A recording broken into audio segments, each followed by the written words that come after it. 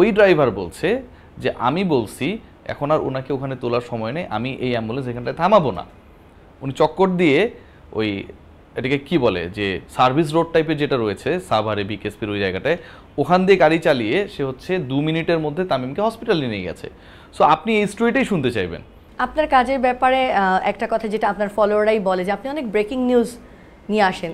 এখন যেহেতু আপনি কন্টেন্ট ক্রিয়েশন করছেন খুব স্বাধীনভাবে, সেক্ষেত্রে দেখা গেছে অনেক সংবাদ মাধ্যমের আগেও আপনি অনেক খবর সামনে নিয়ে আসতে পারেন। এই যে আপনার সোর্স, আপনি তো সাংবাদিকতা ছেড়ে এসছেন, বলা যেতে পারে প্রফেশন চেঞ্জ, এই সোর্সগুলো আপনি কিভাবে মেনটেন করছেন? আসলে কি আমার আল্লাহর একটা বিশেষ রহমত আমার প্রতি যে আমাকে আসলে আমার সোর্স মেনটেন করার জন্য যেমন লেগে থাকতে হয়, এটা করতে হয়, এটা থেকে আমি সোর্স মেনটেনের থেকে আমি সেন্স মেনটেন করার চেষ্টা করি। মানে আপনি 100 জনের সাথে কথা বলার দরকার নেই, বুঝছেন? ইউ শুড ট্রাই সামথিং, যেই জিনিসটা আসলে আলটিমেটলি পাবলিক জানতে চায় বাট কেউ ওটাকে টাচ করছে না, হিট করছে না। সো আপনি যদি প্রপারলি সেন্স মেনটেন করতে পারেন then source will be created. Last যখন তামিম ইকবাল অসুস্থ হলেন সেই সময়টা সবাই অনেক ক্রেডিট নেওয়ার চেষ্টা করছে, অনেক রিপোর্টস হচ্ছে তামিম ইকবালকে কে বাঁচিয়েছে এটা নিয়ে মোটামুটি হচ্ছে একটা বড় ধরনের আলোচনা যে আমি না থাকলে এরকম হতো না, অমুক না থাকলে এরকম হতো না। বাট আই ট্রাইড যে আমি হচ্ছে ওই অ্যাম্বুলেন্সের ড্রাইভারটাকে আমি খুঁজে বের করবো। The only interview that I did on that particular driver Tamim ইকবালের ওই ইনসিডেন্টের পর অন্য কেউ পায় নাই, এবং অন্য কেউ যেন না পায় ওটা আমি এনশিওরও করেছি। সো এটা একটা আমার দিক থেকে আপনি বলতে পারেন যে আমার একটা প্রসেস বা আমার একটা স্টাইল।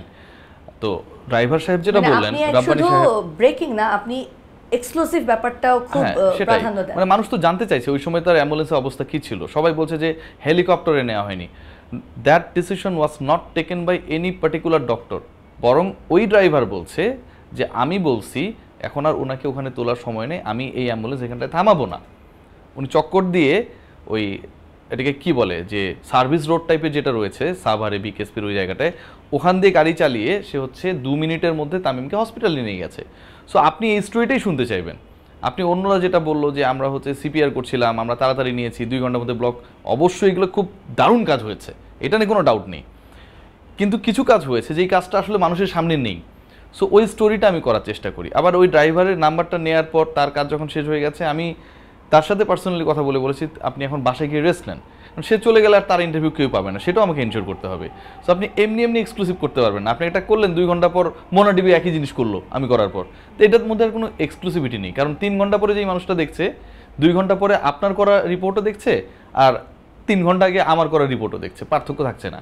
সো পার্থক্য করতে হবে কোথায়? পার্থক্য করতে হবে যে আপনি যেটা করছেন ওটা অন্য কেউ পাচ্ছে না। Shakib Al Hasan he was about to fly for Tamim Iqbal, তিনি রেডি ছিলেন যে তামিমের যদি প্রয়োজন হয় বা এখানটায় যদি হ্যান্ডেল করতে হয় সাকিব আল হাসান যত ঝামেলাই থাক তিনি বাংলাদেশে চলে আসবেন। ওই রিপোর্টটা আমি ব্রেক করেছি। সাকিবের অবস্থাটা কি?